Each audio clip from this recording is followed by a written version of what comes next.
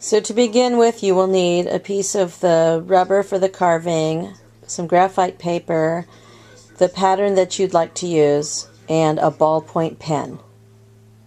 So what you'll want to do is you'll want to lay the graphite paper onto the block, like so. Let me move it in a little bit closer.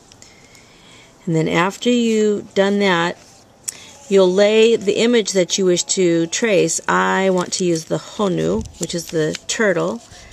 And I see now that the flipper is going off the back of the linoleum just a little bit, so I'm going to move my image forward just a bit.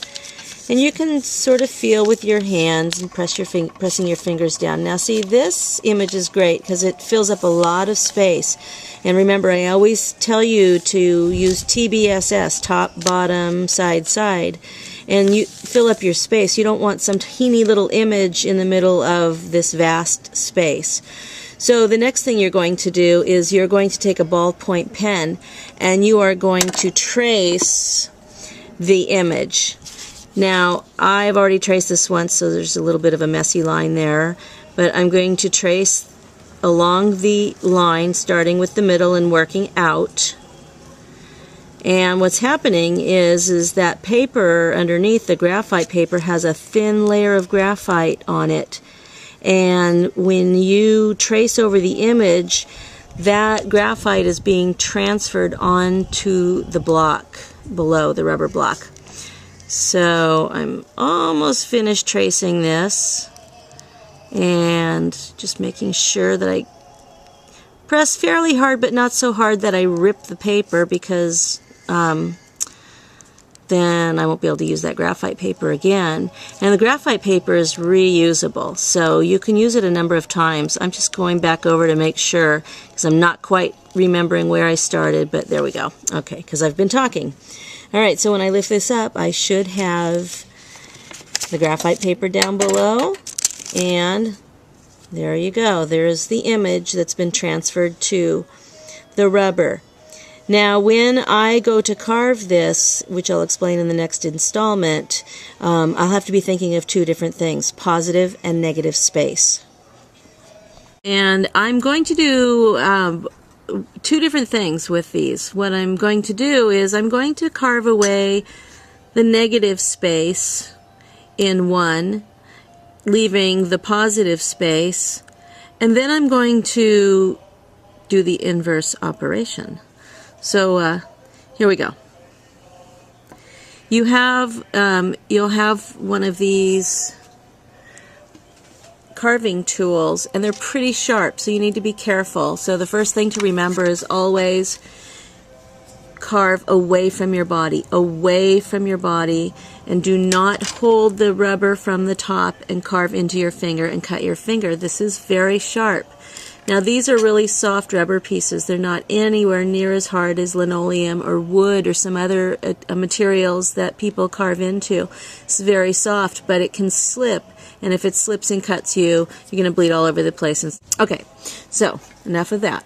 Let's go ahead and we're going to carve away. First of all, I'm going to carve the negative space. If you remember the picture of the Honu that I traced, this would be the positive space, and this would be the negative space. And for cutting away on the negative space, I'm going to use the larger of the blades.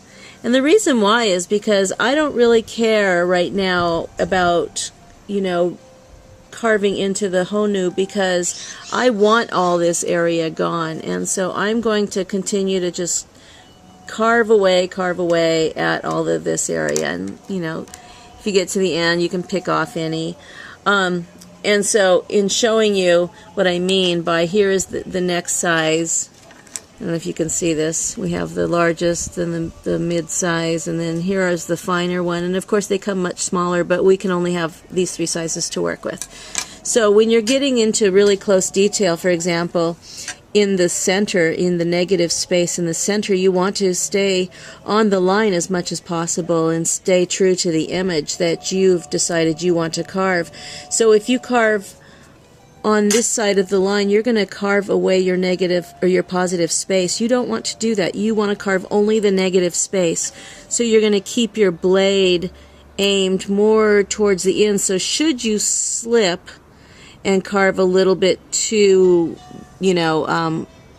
off your line, at least you'll be heading in towards the negative space and you won't accidentally cut into the positive space, because once you've made a cut, it's there.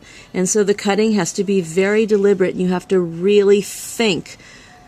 Now I can turn this and, but as long as if I turn it, and I've got it tilted kind of weird right now so that I can show you on the camera, but as long as I make sure that however I turn it, that when I carve with the blade, I'm carving away so I do not cut myself.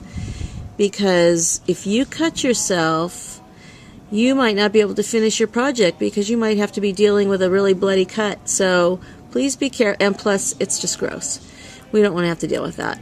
So as you can see, I'm cutting just the negative space. So everything I cut away is not going to get touched by the ink, so that'll show up white. So all this part that I'm cutting is going to show up white when I put the ink on the block.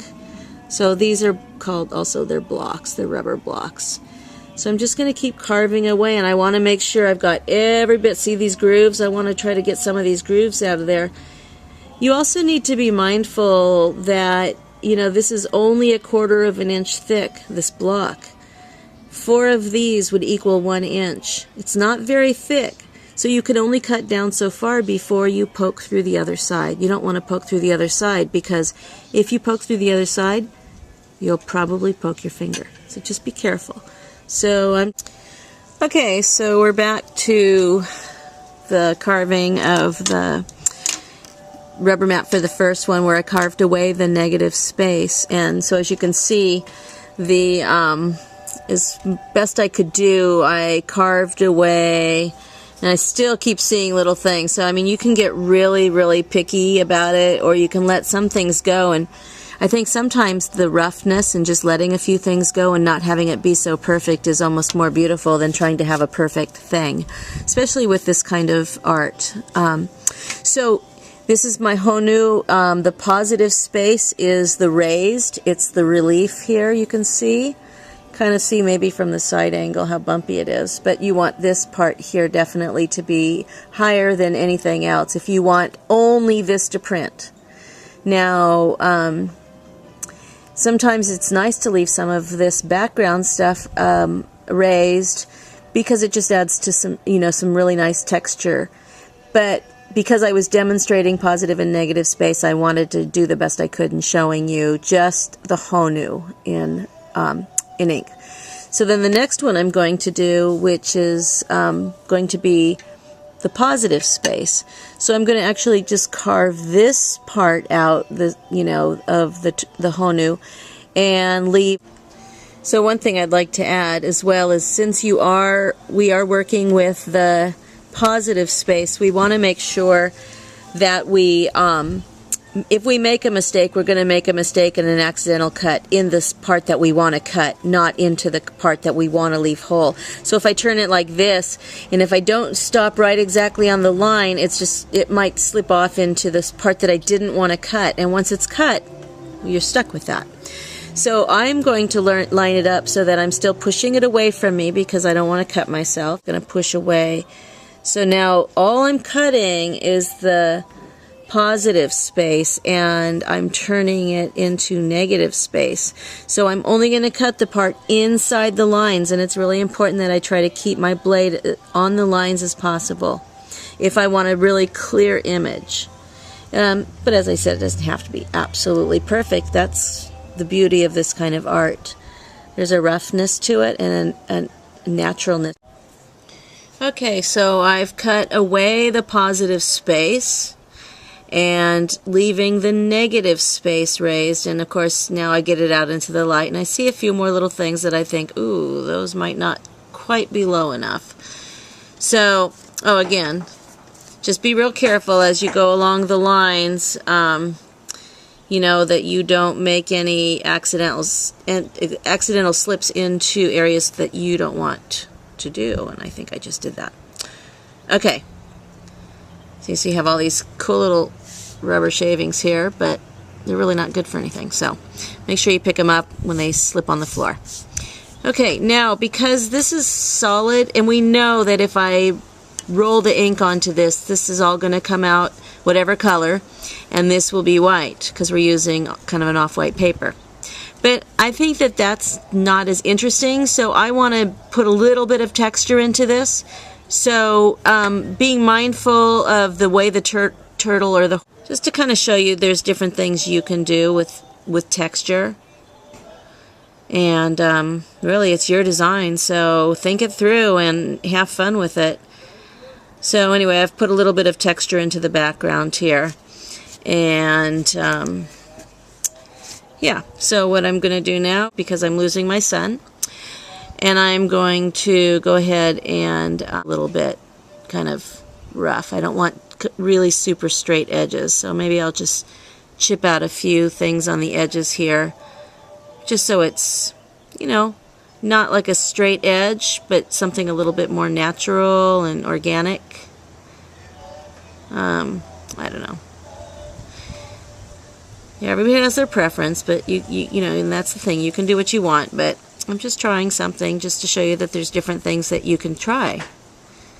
So, okay. Oh, got a little bit more here to go. I'm going to have to be... Okay, let's get ready to ink.